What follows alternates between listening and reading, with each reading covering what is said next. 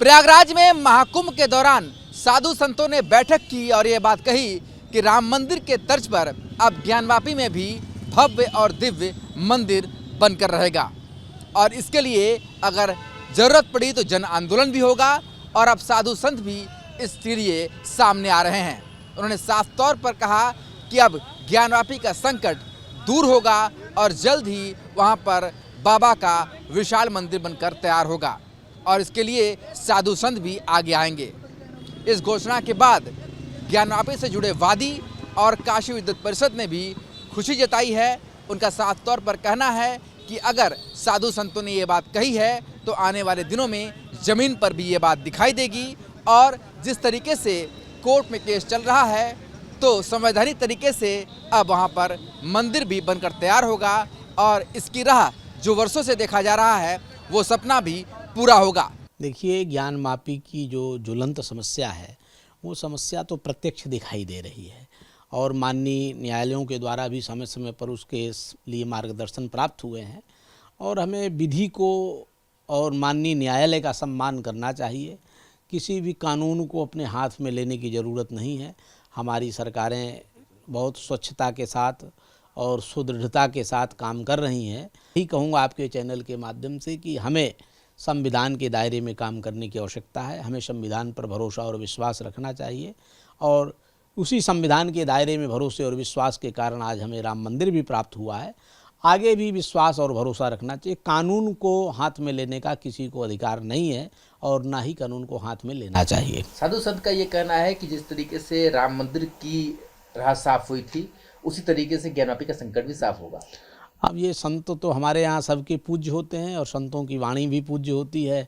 उनके निर्णय, उनके द्वारा लिए गई जो बातें हैं वो जिन विचारधाराओं में लिए हों ये मुझे मालूम नहीं है, लेकिन मेरा यही मानना है कि ज्ञानवापी तो प्रत्यक्ष दिखाई दे रहा है कि वहाँ भगवान शिव का स्थान है।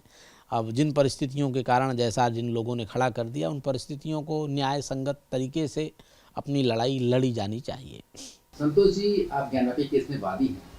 साधु संतों ने प्रयागराज में एक बैठक की है जिसमें उन्होंने कहा है ज्ञानवापी पर जो संकट है वो राम मंदिर की तरह ही दूर होगा।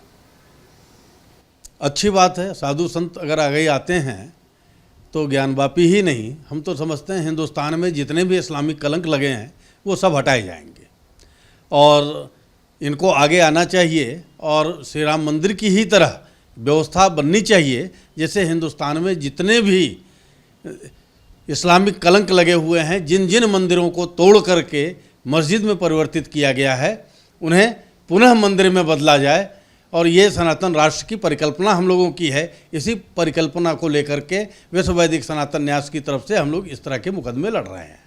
उन्होंने ये भी कहा है इसके लिए जन आंदोलन की जरूरत पड़ी तो राम मंदिर की जगह जन आंदोलन भी होगा। बिल्कुल करना चाहिए। आज जन आंदोलन की बात हो रही है, ये बहुत अच्छी बात है और साधु संतों की तरफ से ये आह्वान किया जा रहा है।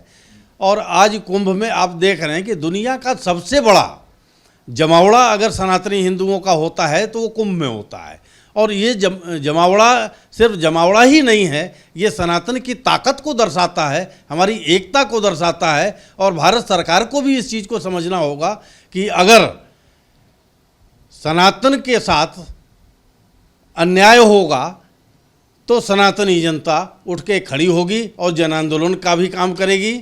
और आंदोलन के रूप में जब हम बढ़ेंगे आगे, जैसे श्री राम मंदिर में पूरा हिंदुस्तान उद्वेलित हो चुका था तो काशी विश्वनाथ को लेकर या मथुरा को लेकर या और भी जो हमारे धार्मिक स्थल हैं इनको लेकर के ये पूरा हिंदुस्तान उद्वेलित हो जाएगा और निसंदेह श्री राम मंदिर की ही तरह हम अपने आराध्यों के मंदिरों को प्राप्त करेंगे और भव्य मंदिरों का निर्माण करेंगे। वीडियो जर्नलिस्ट शिवम मिश्रा के साथ सुशांत मुखर्जी, न्यूज स्टेट, वाराणसी।